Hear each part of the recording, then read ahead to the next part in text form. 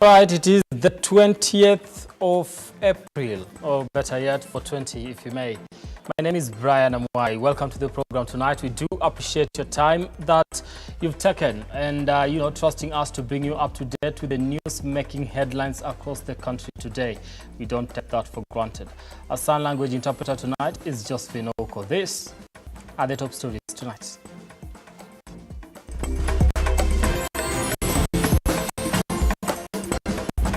Tuko na ugonjwa huko, hata tujui ni ugonjwa gani. Watu wanahara tu na kutapika, kesho yake mtu anakufa. Nini mbaya bwana? Tunakufa kama umbo bwana. Mleta madaktari watupime tuone ni nini inaendelea. Kama ni pneumonia tuone. Tonight on Lookup News, 5 people die mysteriously in Shinyalu, Kakamega County.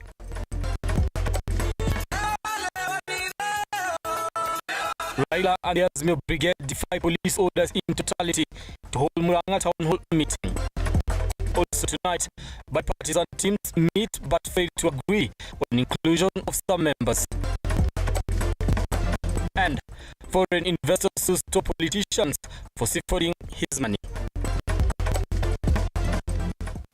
But we do invite you to be part of the program by engaging us on our socials. That is at Amwai Brian on Twitter, at Lookuptv. The hashtag we're using tonight is Lookup News. We are also live on Facebook and on YouTube. Be sure to send your feedback on those particular platforms and we'll be able to sample some of it as we continue with the program tonight.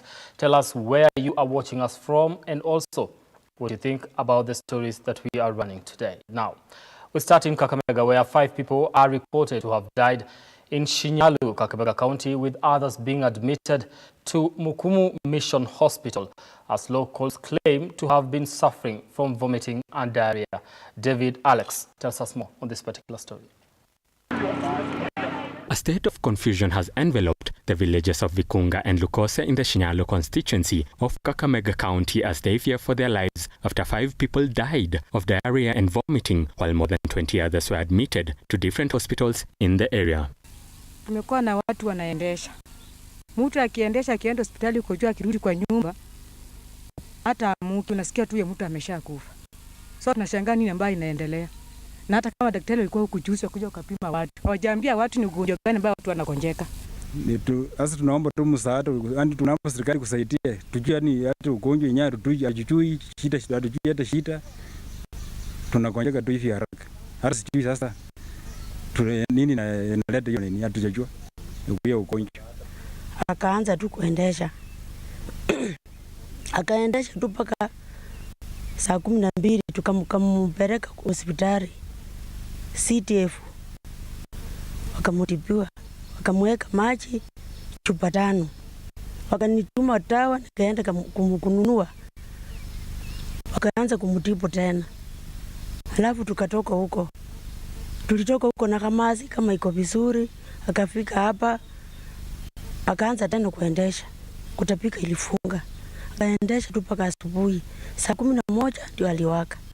Some residents who have lost their loved ones, led by Rogers Ilodanga, are now claiming that many locals are living in fear, calling on the government and leaders in the area to intervene and save them. In addition, the Shinyalu Member of Parliament, Fred, has called on the Ministry of Health to send its officials to the area to prevent further disasters from occurring. Pamoja sisi sote tulete usafi. Hata mkienda zaidi kwa mto mnaona tu vile mto iko. Sio mto ya kukunywa watu, sio mto ya binadamu. Mto imechafuka, hii homo imechafuka, hata hii ndoko iko hapa imechafuka. Hata ukienda mkubizo yote imechafuka. Na watu wanakunywa. Kwa hivyo maisha ya watu iko hatarini hapa. Ukienda hospitali ya Mukumu utaona ugonjwa hii iko nyingi hapa kuliko zaidi zingine. This comes just a few weeks after the Mukumu school in the area lost 3 students and a teacher due to similar problems. David Alex, Lookup TV. Now, the Kenya Kwanza and Azimio teams in the proposed bipartisan talks have today held a joint meeting to deliberate on the contentious issues before the discussions proper can start. While the team jointly agree that the dialogue must capture all the concerns raised by Azimio, there still exists a disagreement on the membership from the Kenya Kwanza team, with Azimio adamant Aidan Kainan should be dropped. Additionally, Azimio wants an extra parliamentary process, while Kenya Kwanza maintains the discussions should take place in parliament. Bipartisan committee is yet to be formally established, as would be in parliament, and therefore they can begin what we term as the preliminary informal engagements to begin work on the terms of reference of what they ought to be doing and see if they can strike a balance. Our prayer and our hope is that as we have engaged as House leadership, it is the beginning, and we are all intent in settling all the issues. And we have said that indeed we have been speaking at each other in press conferences, in rallies, in other public engagements.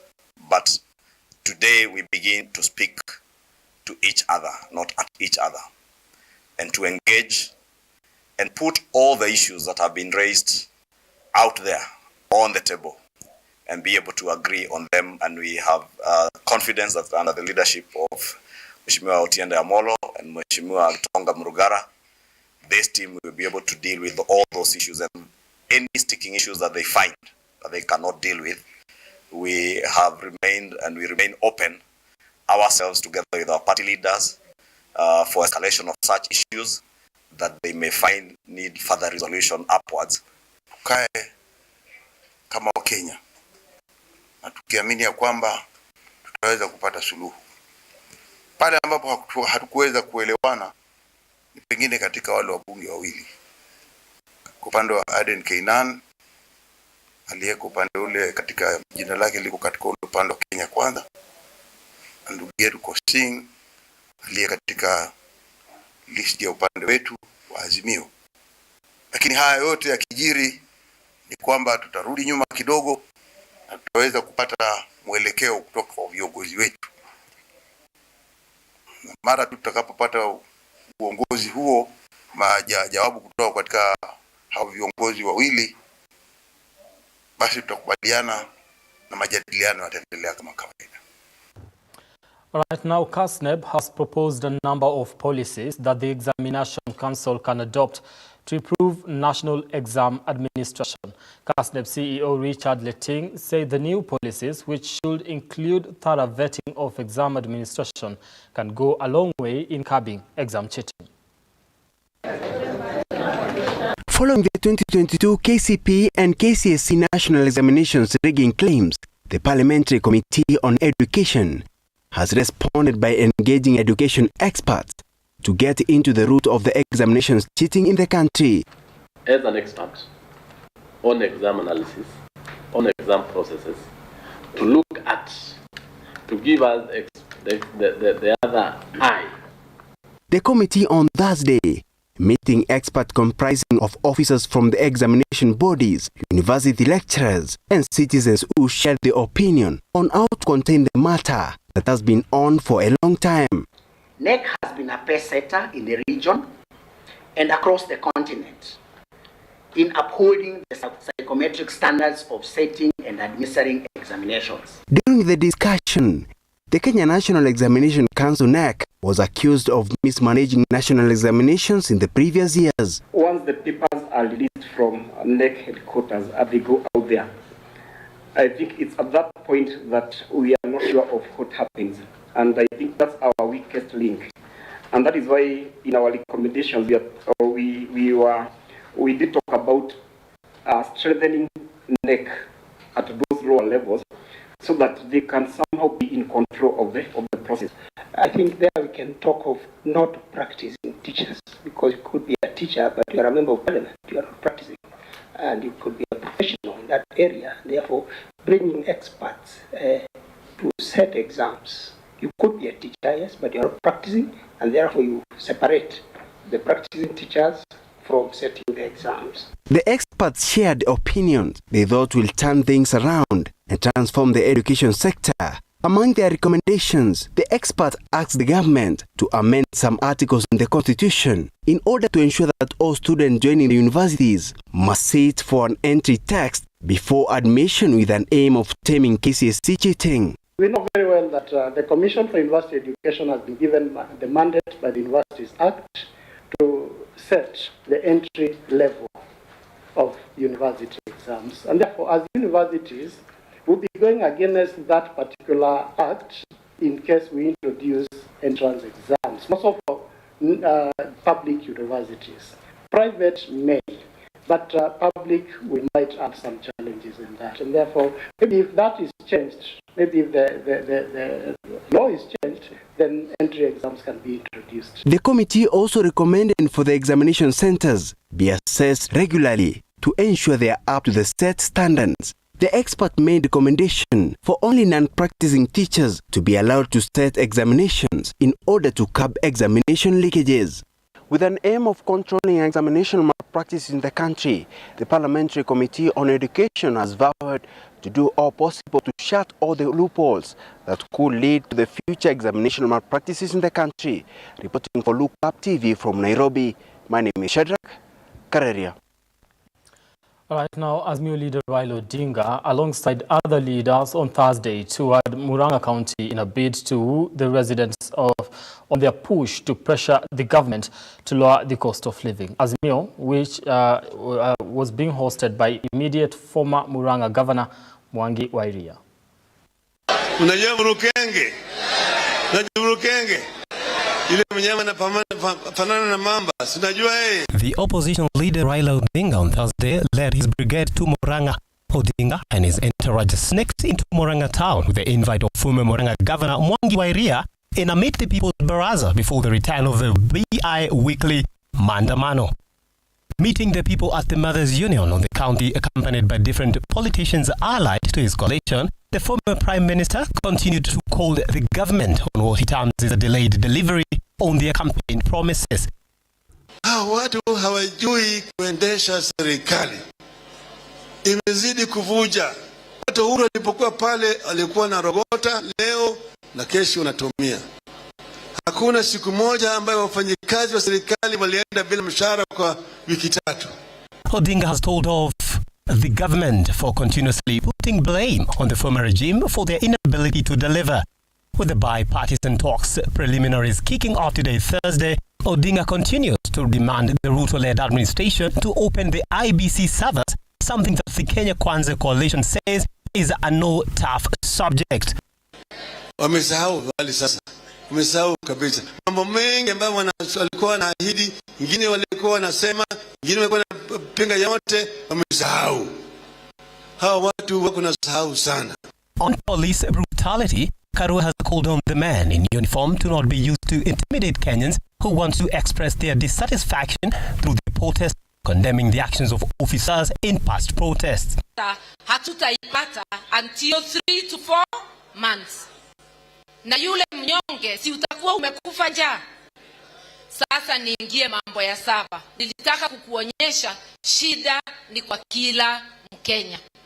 Uwe wa Mlima Kenya, uwe wa huko Sugoi, uwe wa kila mahali, au nafikiria Sugoi ni kila mtu ameshiba. Wale hawajiwezi wako na shinda kama wewe. Na hiyo ni mambo ya ukweli. Kwa hivyo tusigawanywe kwa misingi ya kikabila, tusigawanywe kwa maeneo. Shida ni shida, na kama uongozi ni waharamu kwa kila mtu. Former Governor of Murang'a County, Mwangi wa Iria, made Gachagwa's statement about shareholders in government his focus point, castigating the DP for what he termed was sidelining the rest of the country. Kama mlichukua taifa ili mtenge wengine, sasa tutafungua safa ili tujue mshindi alikuwa nani. Na hapo ndipo story ya kufungua safa ilianza, ili tujue huyo shareholder wa ukweli ambaye anastahili kulalia wale wengine ni nani. Anthony Washira, Lookuptv. I want to take a short break here, and we'll be back in a few. Just want to give a shout out to the people that are watching this program tonight, and those that are attempting to call from, the other side of town, that is western parts of this country. Thank you so much. I do appreciate that you're watching the bulletin tonight. We take a break. We'll be back in a few.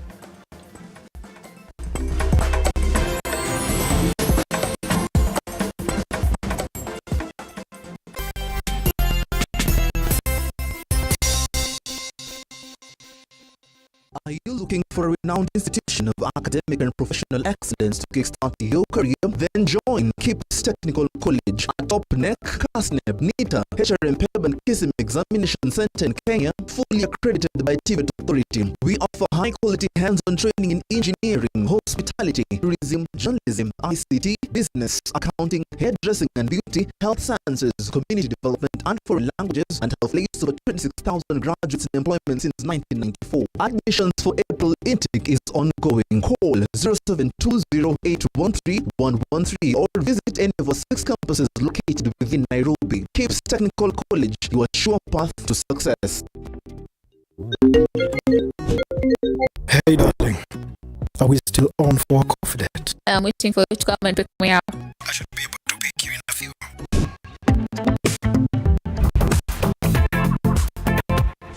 It's a coffee yogurt mix? It's not just a yogurt. It's royal coffee yogurt.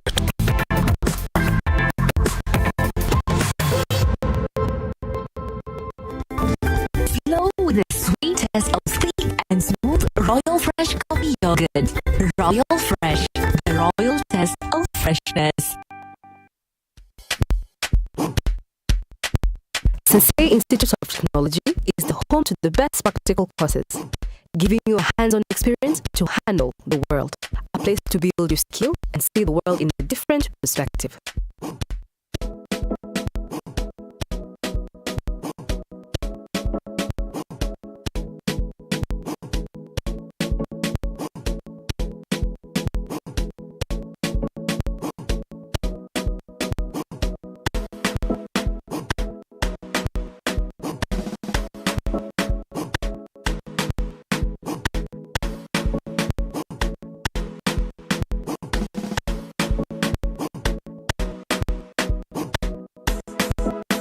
For you to join us, ensure you have your national ID card and be ready to enjoy the ride. Sensei College, my skills, my future. Why Malindi? Any idea why the A-list celebrities, politicians choose Malindi as a destination? Is it the sandy, spotless white beaches, the rhythmic, relaxing oceanic waves, or is it the great potential investment opportunity that Malindi has to offer? Dark Balance, we are here with a variety of projects from as low as 99,000 shillings. You get an eighth of an acre with ready title deeds. Book your plot today with only 35,000 shillings and get a free return air ticket. Be the next investor in Malindi with Dark Balance. Call us now on 0740 888 111 or 0740 888 222. Dark Balance. We promise, we deliver. Why wait? 20 Malindi.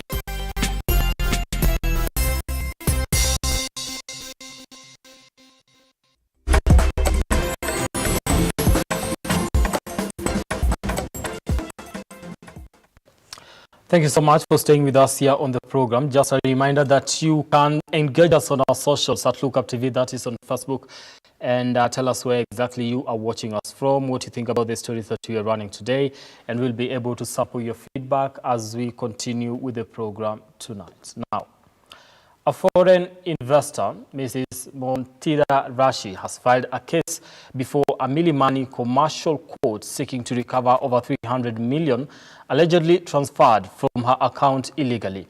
Ms. Rashi says 3 former employees at her company, We Pay Kenya Limited, colluded with top politicians to transfer the money from the company's account without her consent. Henry Tende now files. They're in and What is the purpose? In the multi-million fraud case, the foreign investor who is the director of KiwiPay Kenya Limited Company, Ms. Monthida Rashi, wants the help of the court to recover over 300 million shillings she alleges were transferred from her account fraudulently into the accounts associated with top politicians in the country. So on the 31st of March by 10 a.m., I have received a text message from EcoBank. And the money had been removed $2.5 million to Rane law firm without my concern. I'm not aware in this lawyer. I don't appoint him, and my company KiwiPay Kenya don't know him. Despite the orders that are freezing those funds, now funds are released. Even with those orders being in place, funds are released when orders are in place. Like, for example, when at EcoBank, the funds that are held there are not in excess of 13 million US dollars. When the firm of Rene and Company Advocates obtains an order for funds, for money to be drawn from that account, despite that freezing order, funds are drawn. So it's actually a situation whereby monies are frozen, so that when they are required, they are withdrawn. Rashi says 3 of her ex-employees, with knowledge of the company's accounts and operations, colluded with the politicians to transfer the money, which found its way into individual accounts, naming former Kiambu Governor William Kabogo at the center of the scam. We have a court order for I&M Bank to revert the money, and by now, they don't revert the money. I understand bank is follow the court order. Why they not revert the money? I&M Bank at Village Market. Somehow, I just want this 2.5 million to revert from Rane law firm and EcoBank lawyer have been received $980,000 from KiwiPay. I am sure my company have case with EcoBank, and EcoBank law firm have been paid by my company $930,000. He is not working for KiwiPay. He is a lawyer of the EcoBank, so they should revert. In the case, the investor has sued EcoBank for authorizing the transfer of the money suspiciously without her consent, yet she is the sole signatory. And I saw the same day of 31st of March, the fund have been removed from Rane account to William Kabogo, 130 million. And some of the white ruler, Madame of ruler, received $50 million. And each other 10 of account have been moved. My question is, how come politician Kabogo and Luila White is coming to receive such a $320 million to KiwiPay? Having filed other cases in her desperate attempts to recover her money, Rashi, through her lawyer Wilfred Nyamu, made a request for the cases to be consolidated. Justice J.W. Mongare granted the request and directed all the interested parties to appear before Judge Mabea on 8th of May this year for further directions. Henry Tende, Lookup TV. Right, thank you, Henry Tende, for that. President William Ruto on Thursday lauded the Kenya Red Cross for their continued efforts in supporting Kenyans, especially during disasters. The head of state promised that the government shall support the operations of the society. Phoebe Wangombe now reports. President William Ruto has pledged that the government will allocate Red Cross Society 100 million Kenyan shillings for support. Speaking on Thursday, the president acknowledged the Red Cross Society for the exemplary support it gives to Kenyans, especially with the drought crisis that has affected most of the parts. I have also committed that as government, we are going to reconsider the decision that was made by the government of Kenya 20 years ago or thereabout, not to provide a budget line for the Kenya Red Cross. And beginning this year, we will reinstate budgetary support by the government of Kenya to the Kenya Red Cross, beginning with Kenya shillings 100 million this year. Showering praises to the society, the head of state said that the Red Cross has also played a big role in the provision of cash transfers of more than 1 billion in support of social protection. The head of state also noted that Kenya Red Cross has significantly strengthened the community health systems by investing in capacity building through the training of 88,403 community health workers. I call on all our partners and donors and other stakeholders to join the government of Kenya in supporting the Kenya Red Cross to undertake its auxiliary role in connection with humanitarian matters. Phoebe Wangombe, Lookup TV.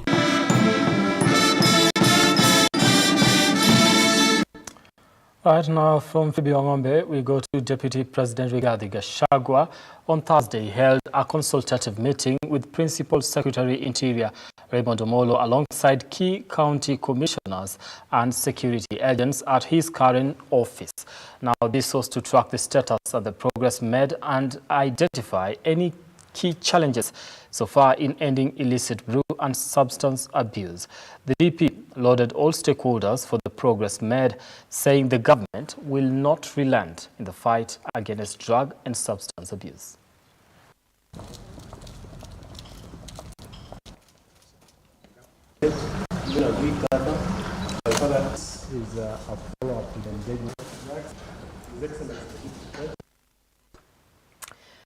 To the county roundup. After the government declared Friday as a national holiday, the Kenya Fatwa Council wants Minister Kindiki to apologize for providing information which has not been verified by the Council of Muslims.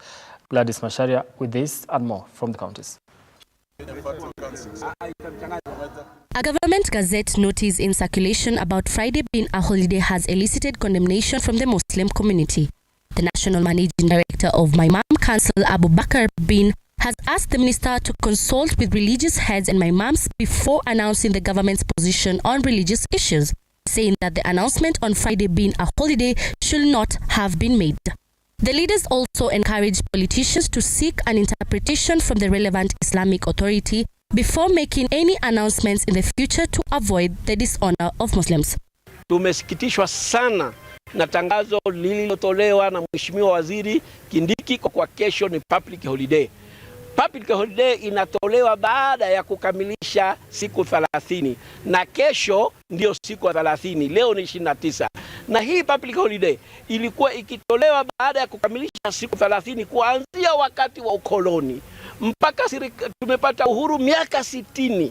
Tunashangazwa sana kwa nini siasa zinaingizwa katika mahali ambapo haistahiki. Sisi tunamwambia waziri mara nyingine iwe atakuwa na kutega sikio kusikiza maoni ya Waislamu wengine, hasa hii Kenya Fatwa Council, kwa sababu lengo na madhumuni hii chama ni kuangalia fatwa.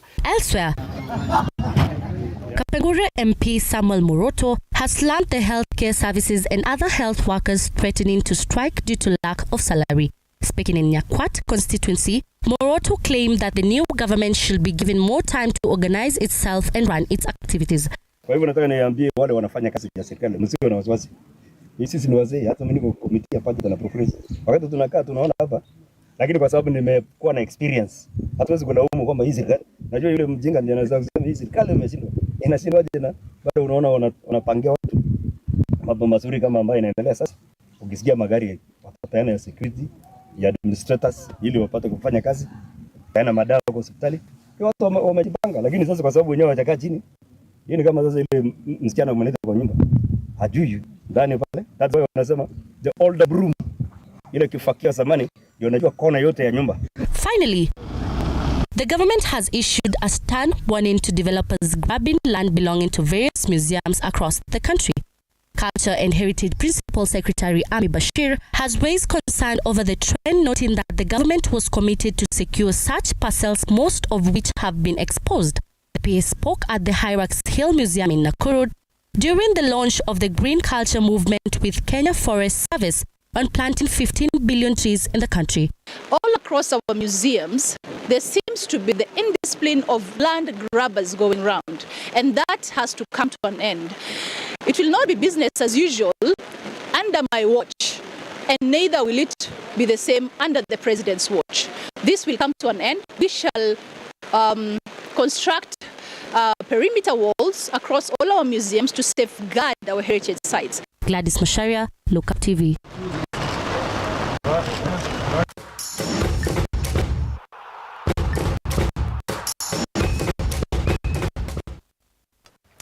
Right now, let's get sporty tonight. Defending champions Tusker dislodged Gor Mahia from the top of football.